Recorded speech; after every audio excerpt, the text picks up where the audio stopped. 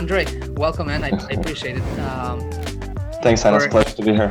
For anyone that's going to be watching this, if they don't know you, which for a lot of people in the Metro West area, they know you because you're at the meetups and you're an easy guy to talk to and always giving. So, if they don't know you though, tell us really briefly who you are, and how you got into real estate.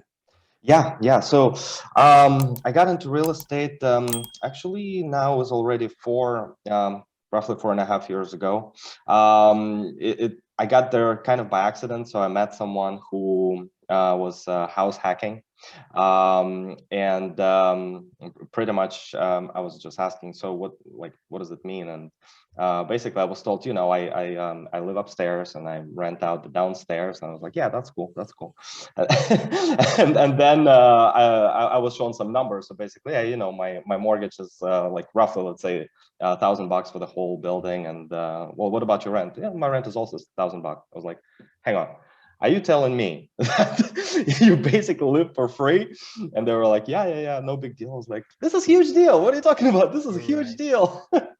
Right. Yeah, and after that, I kind of started looking, and 4 years ago, I found a duplex where I live currently. That's where I am right now. I live on the second floor. I rent out downstairs. With price appreciation, the numbers are slightly different, but the rent does cover a good amount of the expenses. And after that, I was really into real estate. So I went into all the meetups. That's where I met you guys. I think it was like 3 years ago or so. Yeah. And, started looking for off-market deals, on-market deals, value add deals where we need to do a bunch of rehabs, renovations. And I have been doing that strictly part-time. So my only time availability back then, it was, I could have in the morning, maybe an hour and a half to do some real estate, get on the phone calls with lenders or sellers or agents, and then lunch break, and then maybe 4 hours in the evening, and then obviously the whole weekend, like Saturday and Sunday. Now, and you can hear that from a lot of other folks who have full-time jobs.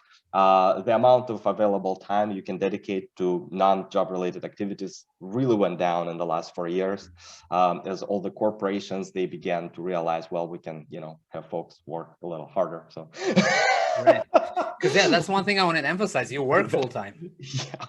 Yeah. And, when I was working full-time 4 years ago versus working full-time right now, these are two different worlds completely. So before, like I was saying, I could have like 5 hours every day, even on business days, like early morning, late evenings to do real estate. Right now, forget it. Right now, only weekend, realistically just Saturday and Sunday. So I have my full-time job starting like 7, maybe 7:30 in the morning. And then I have a quick break between like 5 and 7 p.m. And then we have like late night meetings with Asian customers because of the time difference. Yeah. So right. That's crazy. But you still are, you still are doing real estate, right? Yes. Yeah. Before we jump to one deal that we wanted to discuss and, all the details about that, how many rentals do you currently own right now? Right now, well, last year I sold 4 units. So right now I have 8 rentals. That's so awesome. I'm down from 12 to 8. Yeah. That's awesome. That's great. So full-time real estate, no, full-time actually, doing another job, but then part-time real estate investing. Tell me about any deals that you feel comfortable sharing. It can be the last one or, I mean, whatever, you let us know. I want to really dig deep into like how you found the deal, right? How you financed it. And then we'll focus a little bit more on the lessons learned. Yeah, absolutely. Yeah. So, there's 2 deals I could share. One of them is the worst deal I had. And the second one is the best deal I had. So, I don't know. It's up to you. We can start with the worst deal. Sure. Let's get that one out of the way. Yeah. So that's that's the deal that is my latest purchase. So my latest purchase was fall 2019, and I haven't bought anything since. So I'm hoping to get some deals this year, but fall 2019, that's when I got this deal. It was a 2-unit family in Worcester. Mm-hmm. And when I bought it, it was kind of livable. So, you know, like when you buy a foreclosure, when you buy something that needs major rehab, a lot of time you buy something and it's not livable. Like, you know, there's like hole in the roof or something. That one was livable, it was just dated. Yeah. And so in retrospect, what I should have done, I should probably have wholetailed it, you know, just close on it and then put it back on the market, because it was completely off-market deal. So the way it happened, I was, you know, I was traveling from my full-time job. I think I was in California at that time, and I sit in the meeting, and a text message comes in. One of the agents that I worked with before, she texted me, "Well, we have this deal. They roughly want 125,000 for it. Are you interested?" And I was like, "Holy cow! It just made my day. Of course, I'm interested." So it was a pocket listing from an agent, right? That brought Correct. that to you. Yeah, which I love. I love those leads because you didn't spend on marketing. It just came to you from your relationship with the agent, right? Correct. Yes, that's another lesson. Relationships are absolute key with everybody. Yeah, that's awesome. Do you know if that agent was the listing agent for the seller, or what did they just secure this lead from their network? It was, I think, listing agent for the seller, although the property was not quite listed on the MLS. Right. Yeah. They came to you first. That's awesome. Correct. I love that. Yeah. And so I said, yeah, I'm interested. I came back, took a tour, took some pictures, ran some numbers. My rough estimate was the purchase price was 125 plus closing costs, of course. And then I roughly figured the rehab will be somewhere, you know, between 70 to 80,000. So I added another 15,000 as contingency just in case. So my renovation numbers were like 95,000.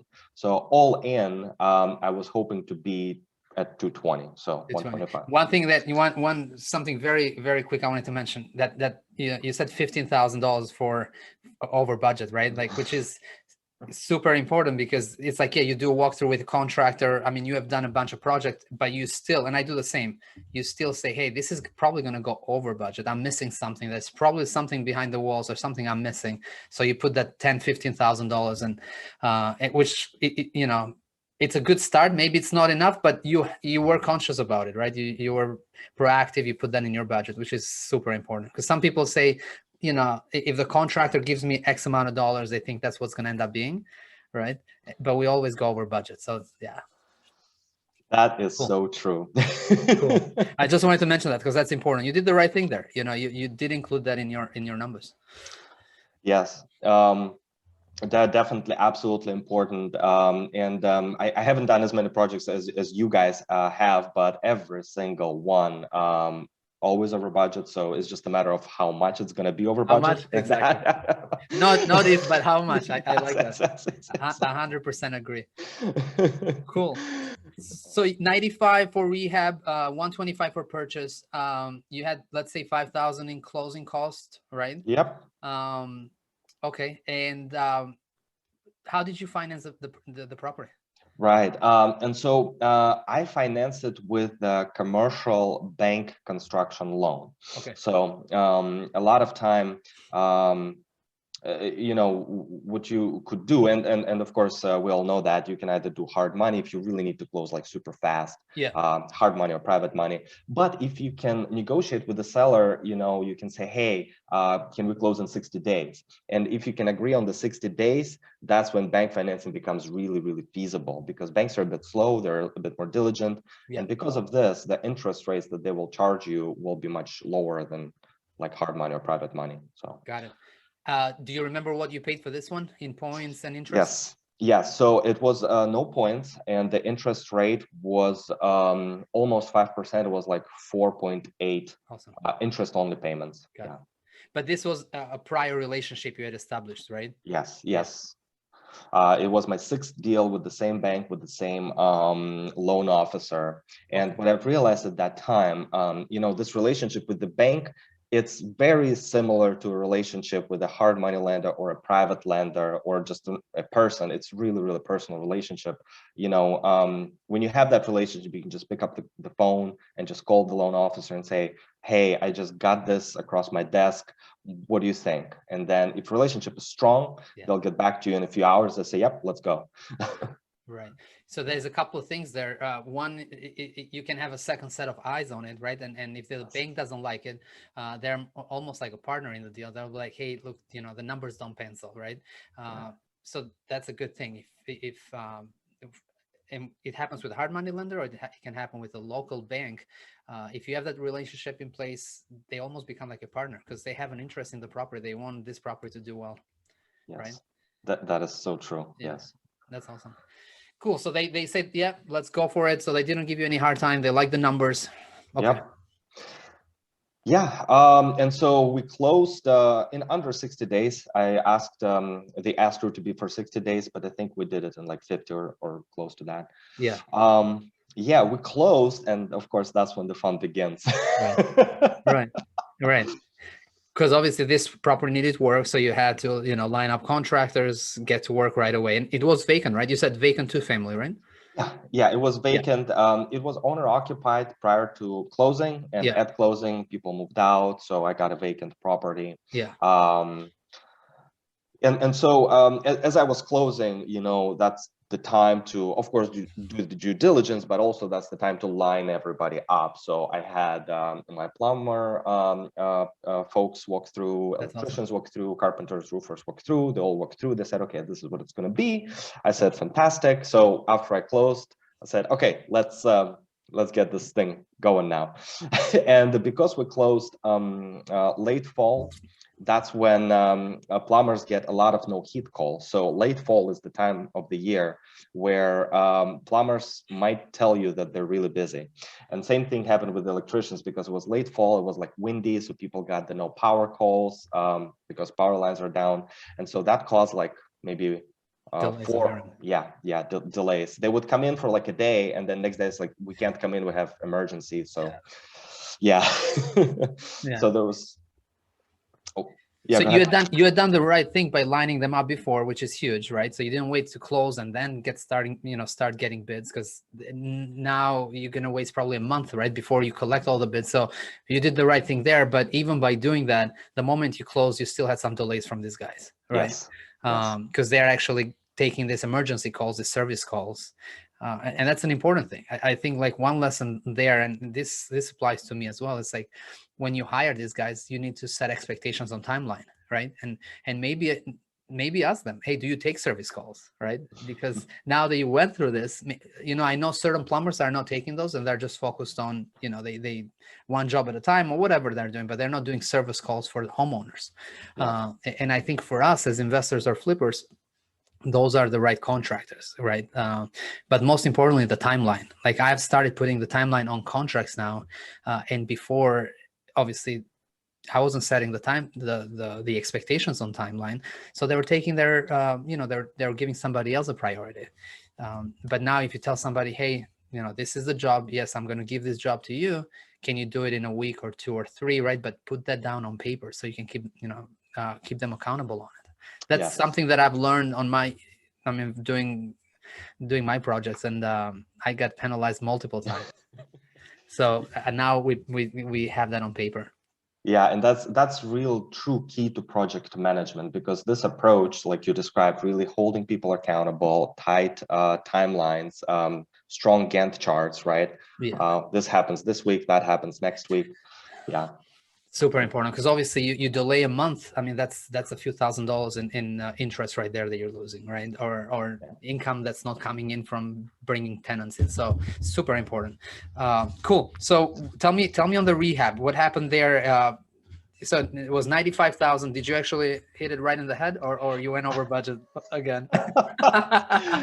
way over budget. Well, welcome to the club. Yeah, so long story short, I went over to approximately 125 my total Yeah. rehab budget, and that was with a holding cost. So Okay. I think if you subtract holding cost from there, you will end up with approximately 118, something like this. Got it. Yeah. So 118 instead of the 95. I would leave the holding costs aside, just to compare, you know, what your budget was to what you ended up with. Do you remember exactly, you know, the reason why we went over budget? Yes, I do. There was three key things that happened that brought me these extra 20 odd. I think it was like what, 23,000 extra over budget. So the first thing that happened, a month after closing, I walked into the house, and for the first time ever, I saw pretty good roof leak. So I didn't see it until then. All the walkthroughs, every time I'd be in the property, even when it was raining, I did not see any leaks. But one day I just walked in, and the water didn't just leak from the roof on the second floor, it went all the way down to even first floor. So good amount of leak. And so that was one thing. So instead of, patching small section of the roof like I was planning originally, I had to redo the entire roof. Wow. So that added, I think, extra maybe $8,000 or $10,000. Sounds about right. Yeah. Sounds about right.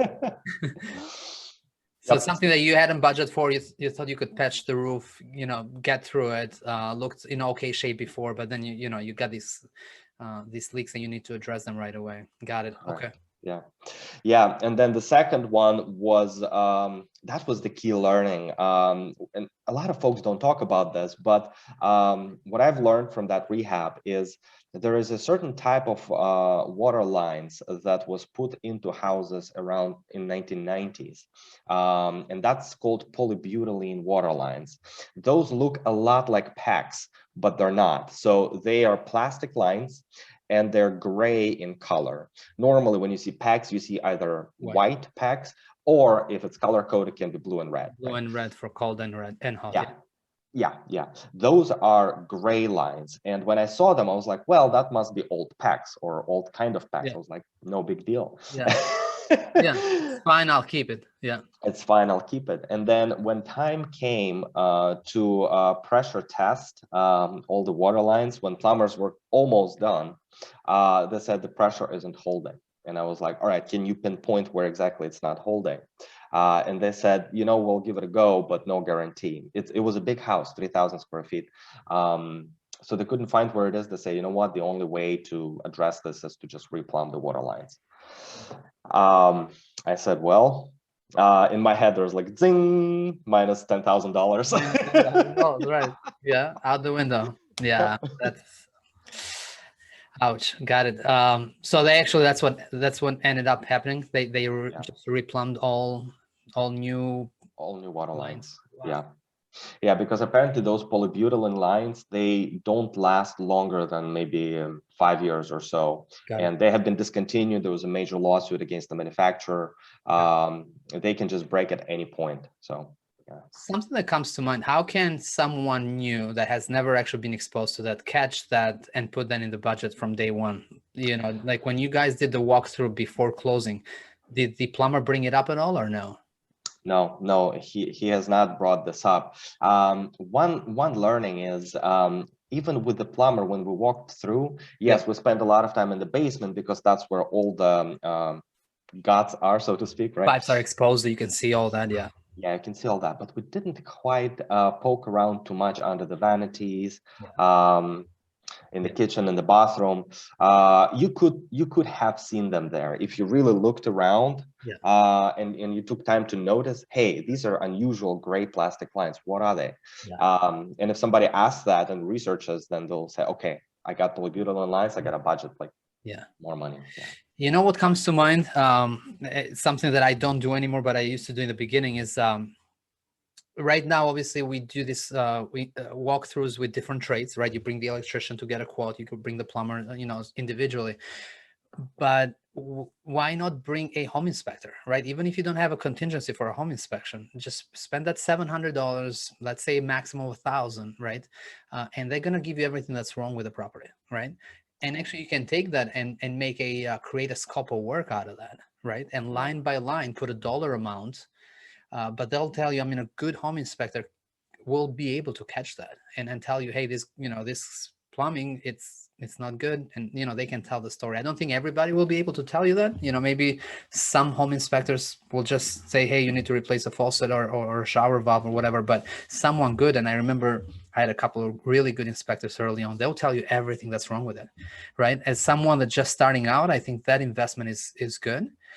It might turn you off, because if you see like 4 or 5 pages of everything that's wrong with the property, you might be like, oh no, I don't want to take over this. Yeah. But honestly, that's your scope of work right there. Put a dollar amount right next to it, and worst case scenario, you get out of it. You say, hey, I'm out of the deal. You lost what, $700 for this home inspection, but you learned a ton, right? Yes. You see everything that's wrong with the property, so next time around you can identify that. So just something that came to mind now, thinking like, how can we really catch that early on? Because if you knew all this, like, if you knew the roof was leaking, if you knew the plumbing was bad, probably you would have negotiated a better price up front or just got out of it, right? Yes, that is such a good point. A lot of times the beginner, like the very first time home buyer, they will of course bring in the inspector. Yeah. What happened with me is that after the first couple of deals, I was like, well, what inspector will see that I won't see? But that's such a wrong mindset. Yeah. I agree with you 100%. Yeah. I mean, I can benefit from a good home inspector now after all this time, Yeah. and have them go through everything that's wrong with the property, not to turn me off, but honestly just to help me with what I need to address. I mean, they're not going to be able to tell you what you need to, what layout you're going to come up with a house, or what to fix. I mean, what color to paint the walls, that's on you, but just things that you can see. The roof, right? A good inspector should go up on the roof. I know home inspectors don't go and they look at it from the outside and be like, well, it looks like 10 years old. That's not a good inspector. I'm talking about someone that has a ladder, goes 3 stories up, can see the leak that you missed and tell you from day one, hey, you're going to replace the roof when you buy this property, right? Absolutely. So cool, man. So you went through that over budget, if by we said $23,000. Yeah. What happens next? So you actually, after you finish the rehab, you decided to list it, right? You didn't keep it as a rental. Yeah, so I was trying to keep it as a rental. So one other thing about this particular 2-unit house, it was a very unusual 2-unit house. Like when you have a duplex, you either have a side-by-side a duplex with roughly same layout, maybe slightly different, or you have top-down, again, with slightly same layout, maybe a bit different. This one was very unusual. So it was obviously single-family conversion. That's what happens a lot of time in New England, especially when they would build single families, then they realize, oh, we need like more units, population growth. Yeah, we need to bring people in family. Yeah. And so the way it was done, so there was a front house. It was connected with the back house. So it was kind of side by side, but instead of side by side, it was front and rear. So there was a front house and a rear house. So the rear house was a 1-bedroom, 1,500 square feet, 1-bedroom unit. Pretty big for 1-bedroom. And the front house, it was separated into up and down units. So strictly speaking, it would have been a 3-family, but in town records, it was a 2-family. Plus the utilities were only separated for front and rear. They had not been separated. So I was hoping to rent it out as 3 units. That way the numbers would have worked well. But I've consulted some attorneys, like thinking about, in case an eviction happens few years out, or a city won't like it and will give me a fine or something. They said, don't do this, just rent it out as a 2-unit. Right. Don't illegally rent that 3rd unit, God forbid, in case of fire or something, right? I mean, all those issues, because a legal unit also needs to have, that 3rd unit, let's say, needs to have 2 egresses, right? 2 ways to get out of the unit in case of fire or whatever. So no, I agree with you, and I've had that call with attorneys before, and I stick by the rules. If it's a 2-family, you rent it to 2 people, right? Correct. Sleep well at night and all that stuff. Cool. So what happens? So basically, you're looking to rent it to 2 families or whatever. Right. I was looking to rent it to 2 families, and so the rear unit, that was just a 1-bedroom. I had no issues renting out. even though that was in the height of COVID. That was like, remember last April, May, everything shut down, everybody's still afraid, and but I still rented it out, no issues. The front unit, people were so confused about it.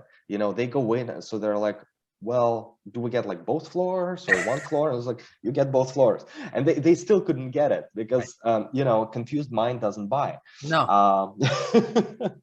And so I had issues renting it out. I kept dropping the price, and then I dropped it to a point where I would barely break even. And if any repair would come in, I would start losing money. At that point, I said, I'll just sell it, So you changed the exit strategy because you were thinking, this would actually rent for much more, and what you underestimated is the layout issue. Yes, exactly. It's just you didn't have a functional layout. And that's a problem, right? Yes. I've hit that wall before. That's super important, man. I mean, if you want to keep this as these properties as rentals, and you want to keep tenants there for a long time, it has to be a nice layout. They have to love it, right? If they're coming in, they're confused about why all these floors and all that, that is a problem. Yes. No, I'm glad you brought it up. That's huge. Because a lot of times we focus on the numbers. Hey, I can buy this for 125,000 in Worcester County, smoking deal for a 3,000 square feet 2-family, right? Yeah. But if that 2-family has this weird layout that nobody wants, like what good does it do to you, right? You're not gonna. So yeah, I love that you brought that up. Cool. So put it back on the market. You probably use the same agent that brought you the deal. No, I used a different agent, and Okay. I forget what was the reason for it. I think, I remember the reason for it. The reason was that I kind of spoke with the new agent. It was Darina, by the way. Yeah. Very nice. Yeah, and we kind of spoke for a long time, and then when I made this quick decision, she was the first person that kind of came to mind, because she, we were in front of each other and talked a lot about real estate. That's another learning. If you're really on top of mind of people, you will be the first one to get a call. I was just gonna say, because this is obviously this is not only for real estate investors, right? This is for agents as well. Like you are an example right there that, hey, if you stay in touch with your clients, with I mean, you get the business. That's awesome. Yeah. So we've listed it, and I ran the comps for recent sales, and I came up with a number of 350. And then to list it under 350, we decided, okay, let's list it. I think we went with 330. So 20 grand under. And boy, oh boy, we were not correct. We were off. So we're listed at 330, and a few people would come through, and again, everybody was confused with the layout. Even the buyers, even in the hot market, they were like, I don't get it. So it's set on market for another month, and then I said, okay, let's drop it to 290. Aggressive drop, another 40,000. So we dropped it at 290, and then finally we got got a lot of people in, and we got two offers. One of them was at 290 FHA, and the first time home buyer, and the other one was 290 cash, no contingencies, no inspections. And I was like, all right, well, that's a clear winner. Yeah, that's awesome. So you took that one? Yeah, I took that one, and then we were able to bring them up 5,000 more, and that was absolute key. They didn't really care about 5,000, 290 versus 295 made no difference to them. To me, that was a difference between no profit and profit. And a low profit. All that work and everything. Absolutely. Yeah. When you go back and think about that, the price, you guys were off. I mean, both you and the agent, and not, to throw anybody out under the bus. It happens to me all the time. But do you know why you were thinking 350 and actually it sold for 290? Is that still comes back to the layout? Yeah, and I just want to say Darina did fantastic job. I was kind of saying, hey, I think it's going to be 350. She did a great job. Us investors being optimistic all the time, right? Yeah. I think we would have had a better outcome if I just kept my mouth shut, let her do all the work. Let her do her thing. But yeah, I think there were two reasons. First, it was COVID. So at that time, during those 2 months, what I saw happen is classic properties, classic layout would fly off the shelf. Yeah. But weird properties like this one would sit on market. I saw that with other buildings as well. And I think that was part of it. It's just weird layout. Yeah, man, that penalizes so much. All right, let's wrap this up for this first deal, the worst one. What did you actually end up making money, or you just broke even, or you lost? Yeah, I made $7,000 pre-tax. My cash, all cash in, because I went over budget. That's another thing. So when you go over budget on a, especially on the bank loan, all that over budget is your money from your pocket. It's not financed or anything. You can't go to the bank and be like, hey, I screwed up. You know, I need a new roof. Can you give me 10 grand? Be like, just beat it, right? Like, no. Exactly. So you actually have to get that money somehow. If you don't have it in your savings account, you have, you know, you maybe go to family, but if you can't really secure it, what do? Now you're stuck with this property that's that can't finish, right? And that's I mean, that is a big reason why some people actually fail. You know, if they don't have that money, now they're sitting on this project, have this monthly bill, and it just gets downhill from there. So that's super important that when you took a project of any size, you got to have those savings or that extra money put aside, or at least secure a lender, a private lender, right? Not the bank, that you can go and say, hey, can you help me out here? I'll pay you when I sell it. Yes. No, I'm glad you brought it up. So 7,000, obviously on that 7,000 profit, you got to pay tax. So pretty much you would have been better off working at McDonald's for minimum wage, and McDonald's would have paid me much more. Yeah, you would have been when you think about all the time and effort and stress you put into it. Got it. Yes. Hey, it happens, right? At the end of the day, a lot of lessons learned. All right, let's switch to the best deal. I think we have to kind of go over the details a little quicker. I think we have probably another 10-15 minutes max. Yeah. I'll go real quick on that one. So that deal purchased early 2019. It was off the MLS, but it was not marketed properly, I want to say. Yeah. And I think, I don't know, maybe it was a typo somewhere or what happened, but it was a 2-unit. Instead of being listed as a multifamily, you know, like on MLS, you can choose multi or single. Yeah, right. It was listed as a single family. So folks who were looking for a multi did not. They missed that one because it's not coming up as a multifamily. Yeah. And so, I saw that one, and I was able to negotiate a price of 120 for a 2-unit. And Andrey, what town was this in? It was in Clinton. That's where I live. Got it. Okay. Yeah. And so we closed at 120. My rehab budget was 35, and naturally I went to about 75. Oh, all right, you sure this is the best deal, or it is? So you went more than twice, right? You pretty much doubled the numbers. Doubled, yep. And learnings on that buildings are very close to the other deal we just talked about. Plumbing and electrical. It's always plumbing and electrical. Right. You open up the walls. I think we lost half of the audience though. They're probably thinking like, why should we even listen to these guys? But it's super important that you brought it up, because it freaking happens, you know, regardless of how, you know, and you are a smart dude, you have been doing this for a while, you know what to look for, and it happens to you and it happens to me, because it's just things that you can't really tell, you know, from that, you know, the inspection that you do on your own, right? It's so hard. So you said it was mostly plumbing and electric? Yes, knob and tube. We had to replace knob and tube with new wires. And plumbing, it was the boiler that's supposed to have worked, but when we started it began leaking. So the heat exchanger broke on the boiler. So we had to replace that, plus some piping. Yeah. Anything else that caused you to really go over budget? Anything that you can think of that really contributed to that, or was just you missing out a lot of these things from your scope of work early on?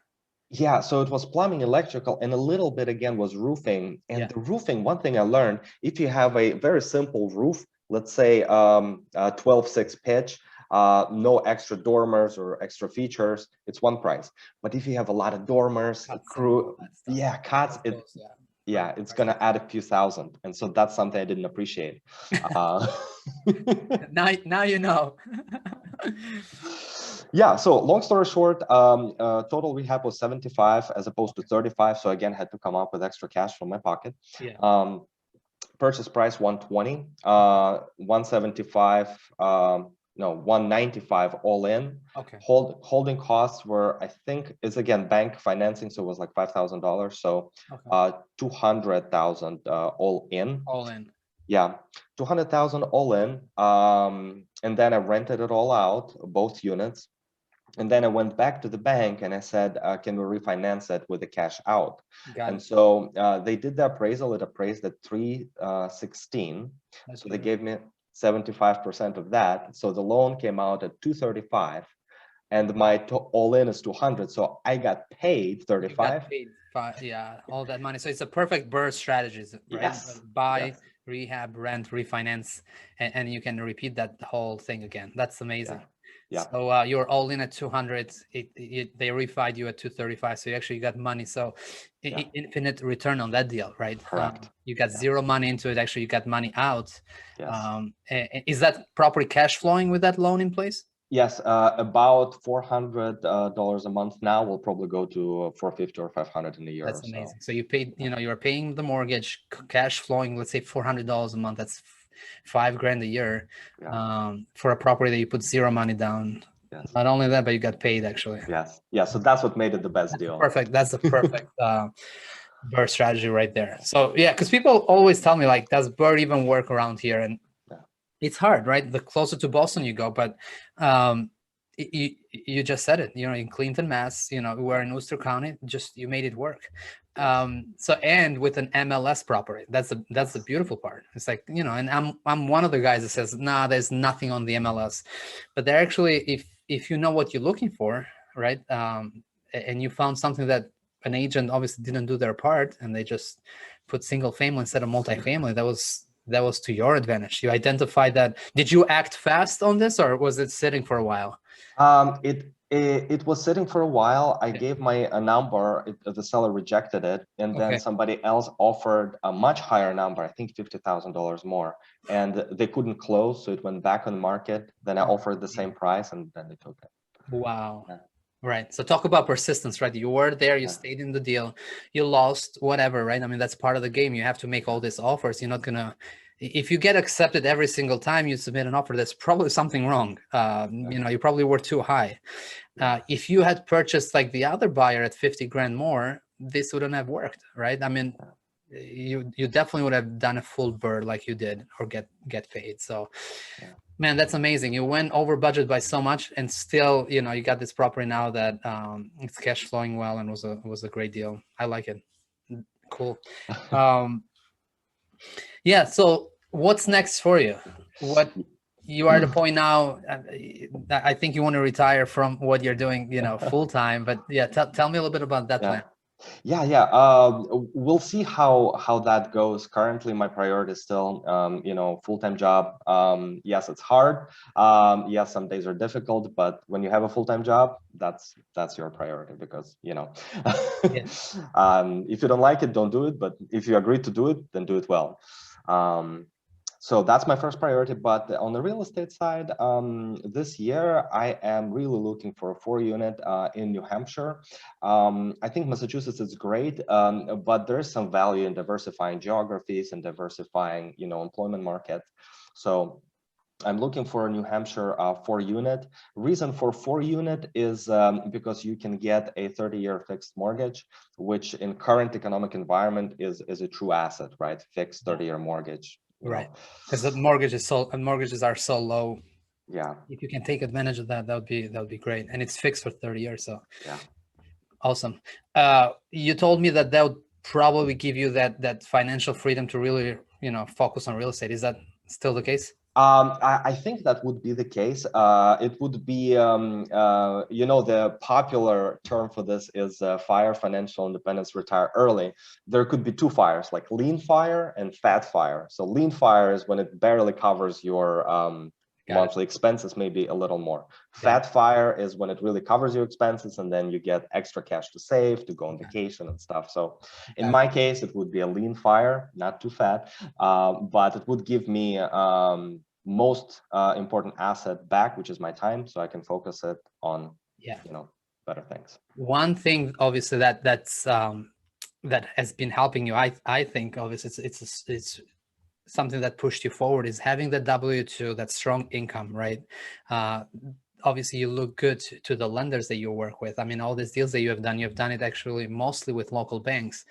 They like, obviously, your credit score probably is strong, your income is strong, so that W-2 is probably helped you tremendously, right, to get to this point. So if you lose that, that's something that you got to consider. How you're going to get, let's say you want to grow your portfolio, are you in a position to grow your portfolio without a W-2 job, right? Because I see a lot of people that want to jump into real estate full-time, which is great. I did that. I was in a little different position. I was looking for a job. I didn't have a strong income. I had just sold the restaurants. I was in between.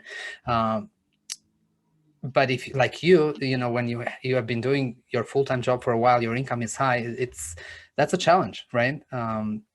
So you got to make sure you cover your bases if you want to quit. That's awesome. And I really love this. I want to wrap this up with your plan to wake up at 4:30. I want to wrap it up here, because I see this on Facebook every single time I wake up, and I wake up around 6:30, and I see this guy that posts photos on Facebook and it says 4:30. And I'm like, crap, he's always beating me to it. Like, why are you doing that? I just want to say, the time of waking up might have some impact on personal, how the day is going to go, but it doesn't mean like other people need to do the same. Some people can wake up at 10 o'clock and just knock it out of the park. For me, I learned that maybe 10 years ago, back when I was in school. Like when I get up early and get a head start on the day, I feel more in control, and that feeling of being in control gives me a lot of confidence, and I can be, more successful with whatever I'm doing, full-time job or real estate, or just get on the call with somebody. I know other people can wake up at like 10 and still do it, and I was like, man, I wish I could do that. That's awesome. But that feeling of being in control and doing a lot of things early when everybody else is sleeping, that is great, right? It helps you with your day. You can accomplish a lot of the things that you want to accomplish that during the day early on. That's amazing. Yeah, I wish I could. I've read Jocko Willink's book. Obviously, he's big into waking up early, preparing for war. But I can't. I think 5:36 is really the earliest I can do. If I wake up at 4:30, I'll be like a zombie all day. It's tough for me. That's still pretty early. 5:36 is still pretty early. Yeah. That's I do that when I go to the gym. I try to actually be at the gym at 6:30. I got someone that's keeping me accountable for that. I got this personal trainer I see 3 times a week. So I know he's there waiting for me. So I treat it as an appointment, right? So because if I leave it to myself, I won't wake up. If it's just me and the alarm clock, it's not gonna happen. So I tricked myself into setting these early appointments with somebody. That is so key. The accountability, knowing there's somebody. You cannot let him or her down, right? Waiting for you. So you better get up. That is one reason why I started posting it on Facebook, because until I started posting on Facebook, I could not be consistent with it, because, I'm saying to myself, it's too early. I don't really want to wake up. So why don't I stay in bed? But if I don't take that picture on that day, the whole Facebook will know that Andrey did not do it today. I'll probably be the first one to text you, like, hey, dude, you still sleeping? Yeah, what the heck? All right, cool, man. All right, let's wrap this up. If people want to contact you, what's the best way to do that? Yeah, I'm on Facebook. I'm on LinkedIn. I am on BiggerPockets. I'm now on Instagram as of last week. I'm still trying to figure out how it works. I don't know much about it. You are an old guy. But reach out to me in any of those platforms, and we can chat or go out. Facebook under Andrey Rukendo, same on Instagram. Yep. Okay, cool. Awesome. Email, just give me a quick email or maybe to text you. because people will reach out. You're an easy guy to talk to, and I highly recommend guys to, or girls, whoever wants to get in touch with Andrey for real estate. You know, I highly recommend it because you're easygoing, you're humble, but have a ton of information to share. Thank you. Yeah, email is. We can probably. It's kind of long. We can probably put it up on the description. I'll do that. Yeah. I'll put it up on the screen. Yeah. Obviously I have your contact. Awesome. Yeah. Thanks, man. I appreciate you being here. This was great. I learned a lot from this too, but I think people will enjoy this conversation. You know, we usually have our phone calls and texts, but there is so much value here that I wanted to share with others. So I'm gonna do this series of investor interviews, and obviously local guys and girls that are doing business. And I'm all about, you know, real deals, real numbers. There's really no fluff here, and you know, most importantly, what we learn from our day-to-day, right, and doing deals. And I think people will either be energized from this or be excited to really take the next step, because we have a lot of people that want to get into real estate investing and they can't, right? So I think by listening to you and me and others that come in, it's definitely possible. You just got to take action. You know, you got to do that thing. Whatever that one thing might be, you know, looking on the MLS, talking to agents for off-market deals, whatever. But if you want to be involved in real estate, you got to take action. And Andrey, thanks, man. Appreciate you being here. Enis, thank you. Such a pleasure. Thanks for inviting. See you soon. Okay, bye.